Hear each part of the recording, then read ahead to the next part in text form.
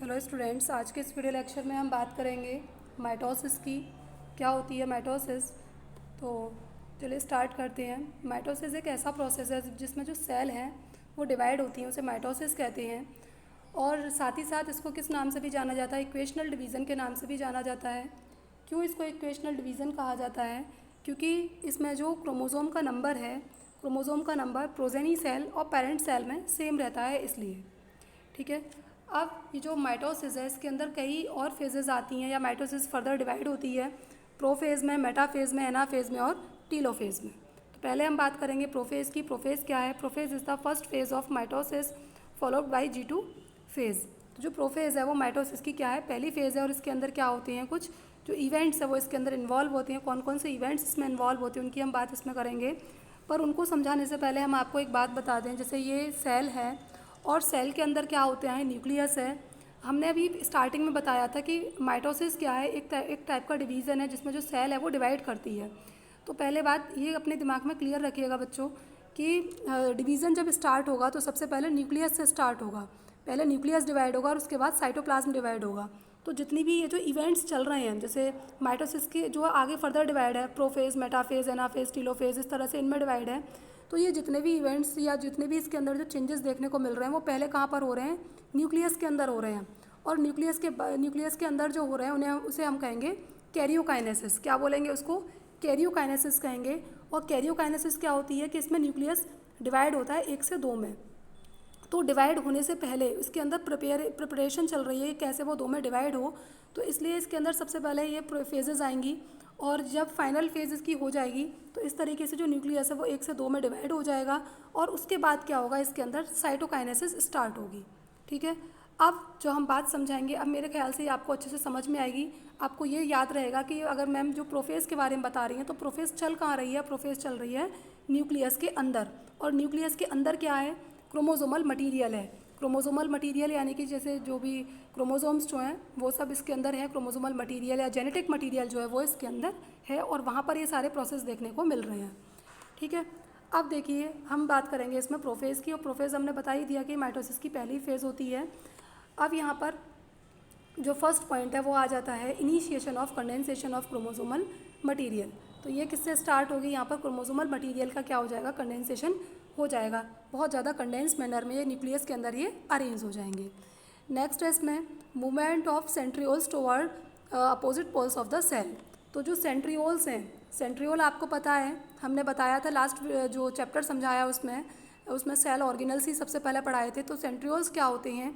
ये tube like structure या फिर सिलेंड्रिकल स्ट्रक्चर्स इनको कह सकते हैं, जो न्यूक्लियस के नियर प्रेजेंट होते हैं, इन्हें कहा जाता है सेंट्रियोल्स। और इस दौरान क्या होगा कि जो सेंट्रियोल्स हैं वो अपोजिट पोल्स पर आधे इधर चले जाएंगे और आधे इस साइड में चले जाते हैं। ऐसा इस तरीके से सेल के दोनों अपोजिट पोल्स पर ये माइग्रेट कर लेते हैं। नेक्स्ट इसमें क्या होगा कि इसकी जब एंड फेज चल रही होगी प्रोफेज की, तो जो एंडोप्लाज्मिक रेटिकुलम है, न्यूक्लियर मेम्ब्रेन है, गोल्गी कॉम्प्लेक्स है, वो क्या हो जाएंगे? वो सभी के सभी डिसअपियर हो जाते हैं, है ना। अब जो भी जैसे जो और सेल ऑर्गेनल्स हैं वो भी क्या हो जाएंगे? इसमें डिसअपियर होना स्टार्ट हो जाएंगे। नेक्स्ट क्या होगा इसके बाद? इसके बाद ये देख लीजिए, यहाँ पर ये डायग्राम दिखाया जा रहा है प्रोफेज का कि कैसे हो गए, बहुत ही ज़्यादा मैसी हो गए हैं, कंडेंस मैनर में ये अरेंज हो गए। ये अर्ली प्रोफेज है और ये लेट प्रोफेज है। हमने बताया कि इसका जो न्यूक्लियर मेम्ब्रेन है वो भी क्या हो रही है? इसमें डिसअपियर होना स्टार्ट हो रही है। अब नेक्स्ट क्या होगा मेटाफेज में? Metaphase start with complete disappearance of nuclear membrane. इसमें जो न्यूक्लियर मेम्ब्रेन है पूरी तरह से क्या हो जाएगी? इनिशिएशन न्यूक्लियर मेम्ब्रेन का डिसअपियर होने का इनिशिएशन कहाँ से स्टार्ट हुआ था? प्रोफेज से हुआ था। लेकिन यहाँ पर मेटाफेज में क्या होगी? पूरी तरह से जो न्यूक्लियर मेम्ब्रेन है वो डिसअपियर हो जाएगी। न्यूक्लियस के चारों तरफ जो मेम्ब्रेन होती है उसे कहते हैं न्यूक्लियर मेम्ब्रेन, वो डिसअपियर हो जाएगी। नेक्स्ट क्या होगा? The most suitable stage for studying of morphology of chromosome. और ये जो मेटाफेज है, ये अगर किसी को क्रोमोसोम की स्टडी करनी है, मॉर्फोलॉजी स्टडी करनी है, तो ये उसके लिए बहुत ज़्यादा सुइटेबल स्टेज मानी जाती है मेटाफेज। और इसमें कौन कौन से इवेंट्स इन्वॉल्व होते हैं उसके बारे में बात करेंगे।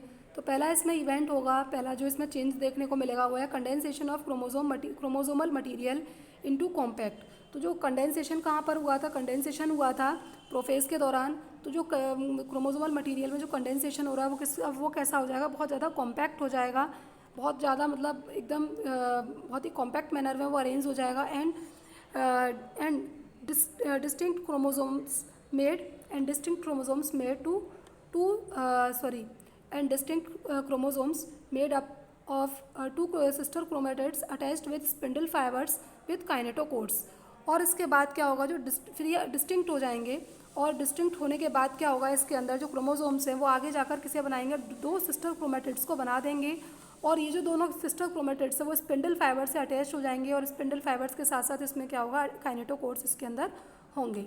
अब सिंपली ये बता के आ रहे हैं, जैसे ये यहाँ पर देख रहे हैं आप क्रोमोसोम है, और ये जो क्रोमोसोम है इनमें क्या हो रहा है कि यहाँ पर इसके बीच में ये काइनेटोकोर होगा।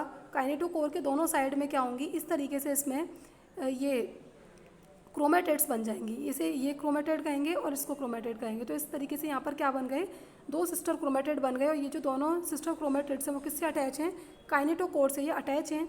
और ये जो अब ये जो पूरा का पूरा क्रोमोसोम है वो किससे अटैच हो जाएगा, ऊपर स्पिंडल फाइबर से। ये यहाँ पर देख रहे हैं जो आपको थ्रेड लाइक स्ट्रक्चर जो दिख रहा है इसमें, उसे कहेंगे स्पिंडल फाइबर्स। ये ऐसा इसके अंदर होगा। नेक्स्ट क्या होगा, इसमें chromosomes arrange at centre of cell called metaphase plate. और साथ ही साथ अब क्रोमोसोम के अंदर ये चेंज तो आपने देखा ही देखा। उसके बाद जो क्रोमोसोम अरेंज कैसे होंगे, बिल्कुल मिडिल में अरेंज हो जाती हैं, देख रहे हैं। और ये जो मिडिल में इस तरीके से इनका अरेंजमेंट है उसको क्या कहेंगे, मेटाफेज प्लेट उसको कहेंगे, क्योंकि क्रोमोसोम बिल्कुल मिडिल में आ जाएंगे। ये यहाँ पर देख रहे हैं, ये जो है सेल ऑर्गेनेल जिसका जिक्र अभी हमने पीछे ही किया है वो हैं, दोनों साइड में माइग्रेट हो गए हैं। ये इसमें स्पिंडल फाइबर्स और उसकी हेल्प से क्रोमोसोम्स इस तरीके से अटैच हो जाएंगे। नेक्स्ट अब इसके बाद कौन सी फेज़ आएगी, उसे कहेंगे एनाफेज। एनाफेज में क्या कौन कौन से स्टेप्स इन्वॉल्व होते हैं, splitting of each chromosomes at centromere into two sister chromatids. अब यहाँ पर क्या होंगे, आपने मेटाफेज में देखा कि जो क्रोमोसोम है मिडिल में अटैच हो गए थे। अब मिडिल में जब अटैच हुए तो वो इस तरीके से थे ना, यहाँ पर दो सिस्टर क्रोमेटिड्स आपने देखे बिल्कुल मिडिल से। इनमें क्या हो, जो बिल्कुल मिडिल से यानी कि सेंट्रोमियर से, सेंटर से ये क्या होंगे, जो क्रोमोसोम्स हैं वो ब्रेक हो जाएंगे और किस में बदल जाएंगे, दो सिस्टर क्रोमेटिड्स में बदल जाएंगे। जो मेटाफेज के जो मतलब अभी हमने बताया था मेटाफेज के दौरान जो बने थे वो क्या अब किस में बदल जाएंगे, फिर से दो सिस्टर क्रोमेटिड्स में बदल जाएंगे। आधे इस साइड माइग्रेट हो जाएंगे और आधे ऊपर की तरफ माइग्रेट हो जाएंगे। बीच में से ब्रेक हो गए, आधा इस साइड में चला गया और आधा देखो बीच में से क्या हो गए, ब्रेक हो गए। और ब्रेक होने के बाद क्या होगा कि आधे जो हैं क्रोमोसोम, जो सिस्टर क्रोमोसोम्स हैं या सिस्टर क्रोमेटिड्स जो हैं वो इस साइड माइग्रेट हो गए और आधे जो हैं वो इस साइड माइग्रेट हो जाएंगे, दोनों अपोजिट पोल्स की तरफ ये आ जाएंगे। ठीक है, जैसा आप इसमें देख सकते हैं जो फिगर है यहाँ पर दिखाया जा रहा है, इस तरीके से ये हो जाएंगे। अब नेक्स्ट इसमें आएगी टीलोफेज। टीलोफेज क्या होती है, इसमें क्या होगा, telophase is the last phase of mitosis which involves. अब टीलोफेज जो है वो इसकी लास्ट फेज होती है, किसकी, माइटोसिस की लास्ट फेज़ होगी टीलोफेज। और इसमें क्या क्या चेंजेस देखने को मिलते हैं उनकी बात हम इसमें करेंगे। तो इसमें क्या होता है, chromosomes reach at opposite poles and lose its identify as discrete units. और जो इनकी क्रोमोसोम्स क्या है फाइनली कहाँ पर पहुँचेंगे, अपोजिट पोल्स पर पहुँच जाएंगे। और इनके अंदर जो डिस्क्रीट यूनिट की तरह जो इनके अंदर आइडेंटिफाई जो हो रहे थे उस कैपेसिटी को ये क्या कर देंगे, यहाँ पर लूज़ कर देंगे। ठीक, नेक्स्ट है इसमें nuclear membrane reassemble around the chromosome cluster. अब यहाँ पर जो क्रोमोसोम का क्लस्टर दोनों साइड में बन गया। आधे क्रोमोसोम्स आपने देखे थे वो इस साइड माइग्रेट हो गए थे as in the form of chromatids, और आधे यहाँ पर हो गए थे, जो क्रोमोसोम क्लस्टर बन गया। तो उस क्रोमोसोम क्लस्टर के चारों तरफ क्या होगी, जो न्यूक्लियर मेम्ब्रेन है वो क्या हो जाएगी, रीअसेंबल हो जाएगी, दोबारा से वहाँ पर बन जाएगी या दोबारा से वहाँ देखने को मिलेगी, रीअसेंबल हो जाएगी न्यूक्लियर मेम्ब्रेन। ठीक, इसके बाद क्या होगा, जब न्यूक्लियर मेम्ब्रेन भी बन गई, न्यूक्लियर मेम्ब्रेन बनने के बाद क्या होगा, न्यूक्लियोलस बन जाएगा। न्यूक्लियोलस है, गोल्गी कॉम्प्लेक्स है और एंडोप्लाज्मिक रेटिकुलम, ये सभी क्या है इसके अंदर। अब ये मतलब पूरी तरह से जो क्रोमोसोम का क्लस्टर है उसके चारों तरफ न्यूक्लियर मेम्ब्रेन भी अरेंज हो गई। अब उसके अंदर क्या बन जाएगा, न्यूक्लियोलस बन जाएगा, दोनों में क्या बन जाएगा, न्यूक्लियोलस बन जाएगा। इसके साथ साथ जो सेल के अंदर सेल ऑर्गेनल्स मिलते हैं, जैसे गोल्गी कॉम्प्लेक्स है, एंडोप्लाज्मिक रेटिकुलम है, वो भी क्या होंगे, रीअपीयर यहाँ पर हो जाएंगे, दिखाई देंगे। जो स्टार्टिंग जो प्रोफेज थी उस दौरान क्या हो रहे थे, डिसअपीयर हो गए थे, और टीलोफेज में क्या हो जाएंगे, वो दोबारा से रीअपीयर होंगे, याद रखिएगा। नेक्स्ट अब इसमें बात करेंगे हम इसके, और इसी दौरान क्या होता है, इसमें साइटोकाइनेसिस होती है और क्या होती है, कैरियोकाइनेसिस होती है। अब कैरियोकाइनेसिस तो हमने बता दी, उसमें कैरियोकाइनेसिस में ये चारों फेजेस इन्वॉल्व हैं, है ना। अब कैरियोकाइनेसिस के बाद क्या होगी, इसमें साइटोकाइनेसिस होगी। और साइटोकाइनेसिस में क्या होता है, सेल का जो साइटोप्लाज्म है वो डिवाइड होता है, जो सेल के अंदर का जो फ्लूइड है वो डिवाइड होगा, और डिवाइड होने के बाद इसमें 2 डॉटर सेल्स बन जाती हैं। अब इसमें होता क्या है कि ये जो साइटोप्लाज्म है, ये देख रहे हैं यहाँ पर मैंने बताया अभी कि जो क्रोमोसोम्स हैं उनके चारों तरफ जो न्यूक्लियर मेम्ब्रेन है वो रीअसेंबल हो गई है, और रीअसेंबल होने के बाद यहाँ पर ग्रूव्स बन जाते हैं। इस तरीके से बहुत ही ज़्यादा डीपेस्ट ग्रूव बन जाते हैं। अब यहाँ पर आपने न्यूक्लियस तो अलग अलग देख ही लिए, न्यूक्लियस बन गए। अब न्यूक्लियस बनने के बाद इसके अंदर जो इसमें जो साइटोप्लाज्म है उसका अलग होना स्टार्ट होगा, साइटोकाइनेसिस स्टार्ट होगी। साइटोकाइनेसिस के लिए क्या होगा, इसका जो जो इसके अंदर जो साइटोप्लाज्म है वो अलग अलग होगा। अलग अलग होने के लिए क्या करना पड़ेगा, सेल के दोनों तरफ, जहाँ दोनों साइड में ये न्यूक्लियस आकर अरेंज हुए हैं, इनके यहाँ पर क्या होगा कि जो इसके अंदर साइटोप्लाज्म है उसके बीचों बीच से यहाँ पर ग्रुप्स बनना स्टार्ट हो जाएंगे ऐसे। और ये ग्रुप्स तो बहुत ज़्यादा डीपेस्ट होते चले जाते हैं, और डीपेस्ट होने के बाद क्या होगा कि फाइनली इसमें 2 सेल्स की अलग अलग बन जाएंगी, और इनके पास अपना अपना न्यूक्लियस होगा, और बाकी और सेल ऑर्गेनल्स जो भी होते हैं वो सब इसमें आके अरेंज हो जाते हैं। ठीक है, अब देखो प्लांट सेल में क्या होता है, ये तो बात होगी एनिमल सेल की, हमने एनिमल सेल के बारे में बताया था। अब देखो प्लांट सेल में क्या होता है, wall formation starts at the centre and grows outward to meet lateral walls. और यहाँ पर इसमें जो प्लांट सेल होती हैं इसमें वॉल फॉर्मेशन, यानी कि सेल के चारों तरफ जो बनती है उसे वॉल फॉर्मेशन कहेंगे। ये वॉल फॉर्मेशन कहाँ से स्टार्ट होगी, सेंटर से स्टार्ट होगी, और कहाँ पर पहुँचेगी, ये धीरे धीरे लेटरल वॉल्स के पास पहुँच जाएगी।